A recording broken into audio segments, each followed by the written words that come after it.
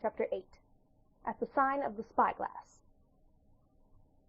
When I had done breakfasting, the squire gave me a note, addressed to John Silver, at the Sign of the Spyglass, and told me I should easily find the place by following the line of the docks, and keeping a bright lookout for a little tavern, with a large brass telescope for a sign. I set off, overjoyed at this opportunity of seeing more of the ships and seamen, and picked my way among the great crowd of people and carts and bales, for the dock was now at its busiest, until I found the tavern in question. It was a bright enough little place of entertainment. The sign was newly painted, the windows had neat red curtains, the floor was cleanly sanded. There was a street on each side, and an open door on both, which made the large low room pretty clear to see in spite of clouds of tobacco smoke. The customers were mostly seafaring men, and they talked so loudly that I hung at the door, almost afraid to enter. As I was waiting, a man came out of a side room, and at a glance I was sure he must be Long John. His left leg was cut off close by the hip, and under the left shoulder he carried a crutch, which he managed with wonderful dexterity, hopping about upon it like a bird.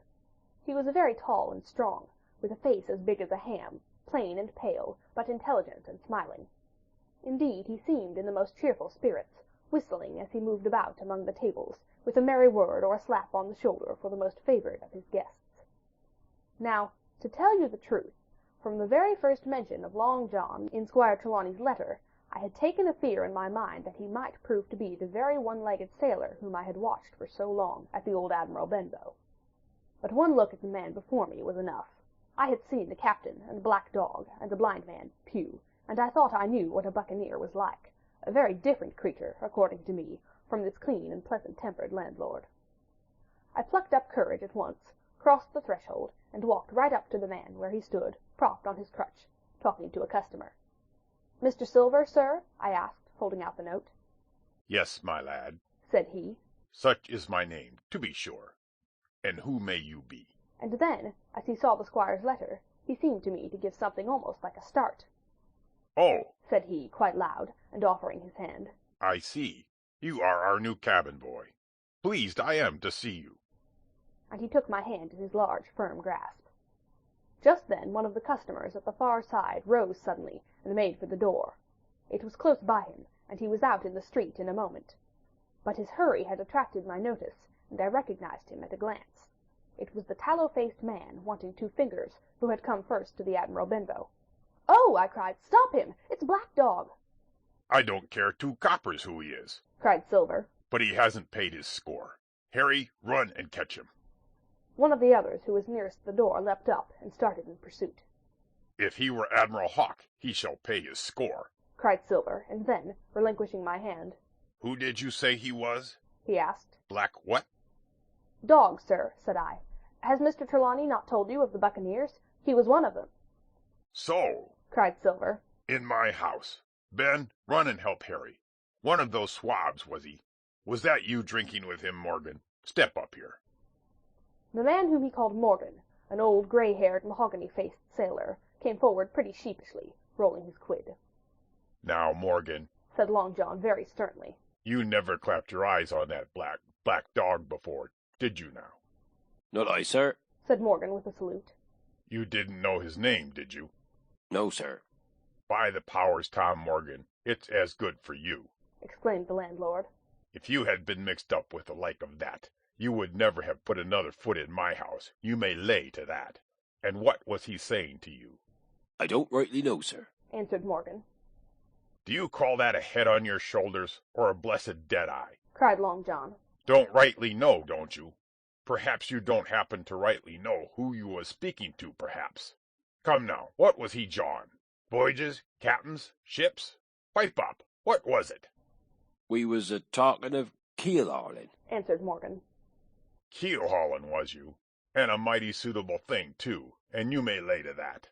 Get back to your place for a lubber, Tom."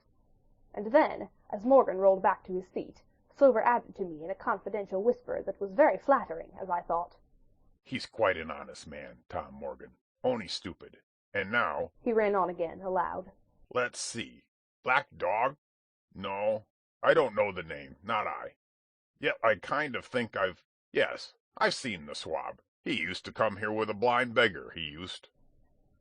That he did, you may be sure," said I. "I know that blind man, too. His name was Pew." It was! cried Silver, now quite excited. Pew! That were his name for certain. Aye, he looked a shark, he did. If we run down this black dog now, there'll be news for Captain Trelawney. Ben's a good runner. Few seamen run better than Ben. He should run him down, hand over hand, by the powers. He talked of keel-hauling, did he? I'll keel-haul him. All the time he was jerking out these phrases, he was stumping up and down the tavern on his crutch, slapping tables with his hand, and giving such a show of excitement as would have convinced an Old Bailey judge or a Bow Street runner.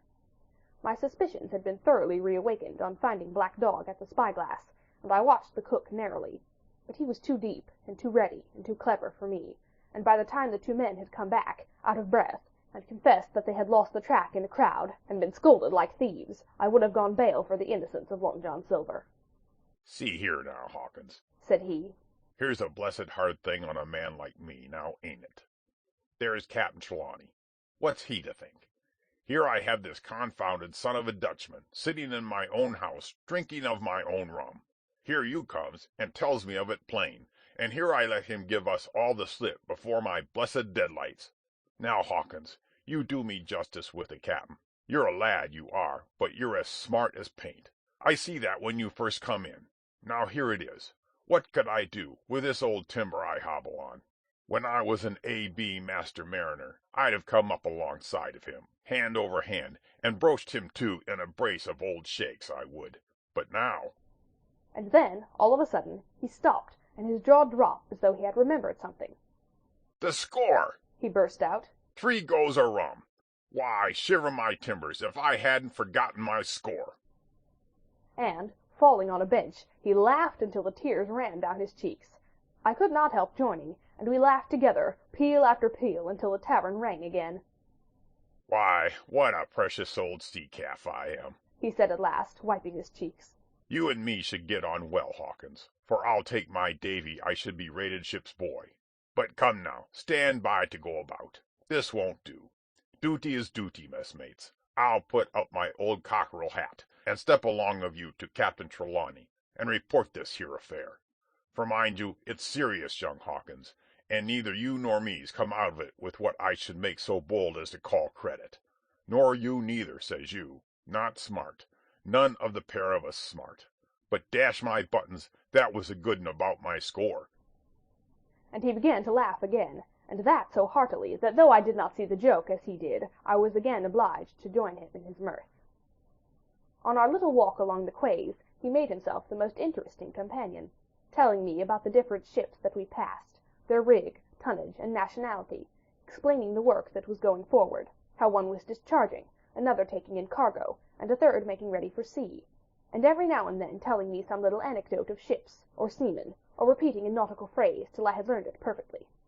I began to see that here was one of the best of possible shipmates. When we got to the inn, the squire and Dr. Livesey were seated together, finishing a quart of ale with a toast in it, before we should go aboard the schooner on a visit of inspection. Long John told the story from first to last, with a great deal of spirit and the most perfect truth. That was how it were now, weren't it, Hawkins? He would say now and again, and I could always bear him entirely out. The two gentlemen regretted that Black Dog had got away, but we all agreed that there was nothing to be done, and after he had been complimented, Long John took up his crutch and departed. "All hands aboard by 4 this afternoon," shouted the squire after him. Aye, aye, sir, cried the cook in the passage. Well, squire, said Dr. Livesey, I don't put much faith in your discoveries as a general thing, but I will say this, John Silver suits me. "The man's a perfect trump," declared the squire. And now, added the doctor, Jim may come on board with us, may he not? "To be sure he may," says the squire. "Take your hat, Hawkins, and we'll see the ship." End of chapter 8.